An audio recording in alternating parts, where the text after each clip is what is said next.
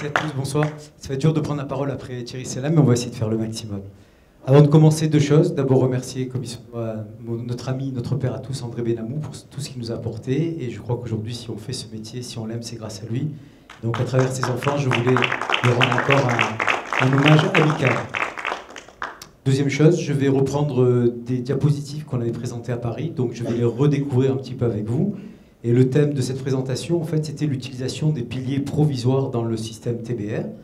Donc on peut appeler ça trucs et astuces, dépannage, enfin puisqu'on est entre nous.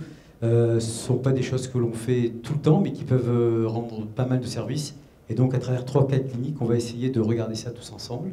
Donc c'est l'utilisation des moignons provisoires dans le système TBR. Le premier cas, c'est une consoeur qui m'avait envoyé cette dame, une dame d'une 50aine d'années, une enseignante qui perdait ses dents. Elle allait perdre la 11, 12, 13. L'impératif, c'est qu'il fallait qu'elle ait ses dents dans la séance parce que le lendemain, elle ne pouvait pas s'absenter de son travail, de son école. Donc, ce que j'ai voulu faire, c'était donc extraire les dents dans la séance, poser les implants évidemment, mettre des piliers provisoires et quelques heures après repartir avec une prothèse fixe provisoire. Donc voilà les différentes étapes.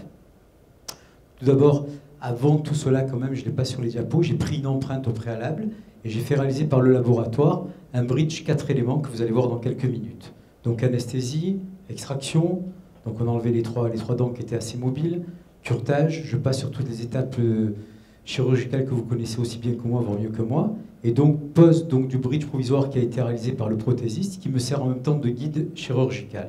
Donc à travers les alvéoles préparées par le prothésiste, on va... excusez-moi. Voilà, donc on va passer nos différents forêts, le forêt pilote et les différentes forêts en fonction de la longueur, de la taille des implants. Vous connaissez tout ça évidemment. Donc voici les forêts, ce sont des implants Connect qui ont été posés à l'époque. Voici, donc on va poser de mémoire, je crois, 3 implants pour ce cas. Ils sont là. Évidemment, il y aura un petit comblement osseux qui sera fait au niveau de la 13. Il est impossible d'implanter à ce niveau-là. Donc une fois que les implants sont en place, on repositionne le bridge provisoire, on s'aperçoit qu'il y a des parties de ce bridge qui vont nous gêner sur le plan palatin, donc on va tout simplement fraiser la partie chirurgicale, la partie palatine, pardon, avec une fraise turbine. On va poser nos piliers provisoires, les piliers en résine là, de chez TBR, donc les piliers sont posés. On va repositionner notre bridge provisoire où la chose la plus importante, c'est de voir quand même les attelles ici pour quand même localiser et stabiliser notre prothèse.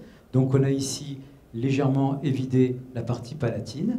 À partir de ce moment-là, on va tout simplement prendre une empreinte double mélange, comme vous savez très bien le faire, avec le bridge en place évidemment. Après cela, donc, je pose les vis de quittation, je mets les fils de suture, la patiente se met en salle d'attente devant la télévision et le travail est parti au laboratoire. Voici donc le travail, l'empreinte qui a été prise, les piliers, les homologues ont été remis dans l'empreinte. Le laboratoire donc m'a repris les piliers, les a retaillés, paralysés. Il a réalisé la prothèse qu'il a donc finalement comblée, puisque la prothèse était déjà prête, donc il a fallu une petite heure pour faire tout ce travail. Et donc une heure et demie après, on pose les piliers transitoires sur chacun des implants, et la patiente repart avec ces 4 éléments dans la journée. Elle était ravie, elle était contente, sa consoeur et moi-même aussi. Voilà. Donc ça, c'était le premier cas que je voulais vous présenter. Il se fait donc en l'espace de 2 heures de temps entre le moment où la patiente est venue au cabinet et le moment où elle est repartie avec son bridge en place. La prothèse définitive, c'est pas moi qui l'ai réalisée, donc je ne pourrais pas avoir les photos, ni même des 2 autres cas que je vais vous présenter. Voilà, donc le scellement a été fait avec un ciment provisoire évidemment. Et voici le sourire de la patiente. L'occlusion est quand même travaillée, on le met en sous-occlusion et on libère les mouvements de latéralité pour éviter tout surtraitement et surtravail au niveau de nos implants. Le deuxième cas, c'était un monsieur de couleur, comme vous le voyez, 1m95, prof de boxe. Sa passion, c'était le triathlon. Il avait aussi une très grosse fonction dans l'administration. Un monsieur absolument adorable. Et mon correspondant l'a envoyé en me disant, voilà, il perd ses 2 dents, la 21 et la 22, tu fais comme tu veux, il faut lui enlever des dents, il ne veut pas d'amovible, il ne veut pas de provisoire transitoire, et il faut un travail dans les plus brefs délais. Donc je me suis assis avec le patient, comme tout à l'heure l'ont montré la Valérie et notre confrère. J'ai essayé de rentrer en communication avec le patient, ça s'est super bien passé. Et puis au moment où je me sentais de plus en plus sûr de moi, au moment où il m'a dit « Ok, il n'y a pas de problème », il m'a dit « Docteur, il n'y a aucun problème, mais ne vous manquez pas. Et là, j'ai pris mon courage à deux mains, je lui ai serré la main, je lui ai dit d'accord. Mais en fait, j'étais mort de peur.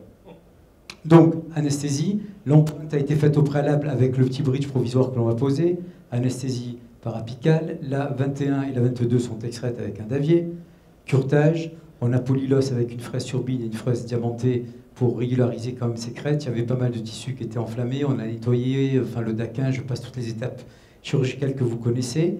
Ensuite, donc, on va poser nos différents forets dans les alvéoles. On va évidemment le plus loin possible pour trouver un ancrage axial.